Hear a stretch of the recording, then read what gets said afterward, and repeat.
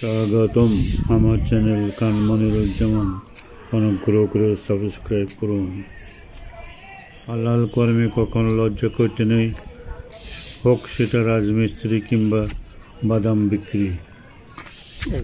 কাউকে বারবার ডাকলে সে রাগ হয়, কিন্তু আল্লাহকে বারবার ডাকলে তিনি খুশি হন। সব থেকে সুখী ব্যক্তি সেই যাকে আল্লাহ তাআলা একজন পুণ্যবতী স্ত্রী দান করেছেন।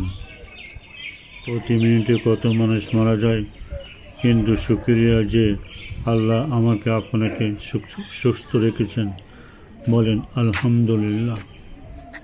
পৃথিবীতে সব সম্পর্কের শেষ আছে, কিন্তু বান্দার সাথে আল্লাহর সম্পর্কের শেষ নাই। চলুন সবাই খতবে ইউনূস পড়ি। লা ইলাহা ইল্লা আনতা সুবহানাকা ইন্নী কুনতু মিনাজ জালিমিন। সব থেকে খুশির সংবাদ হলো আল্লাহর রাগের চেয়ে দয়ার পরিমাণ বেশি। আলহামদুলিল্লাহ। ধন্যবাদ। অন্তে আমার চ্যানেল খান মনিরুজ্জামান, অনুগ্রহে সাবস্ক্রাইব করুন।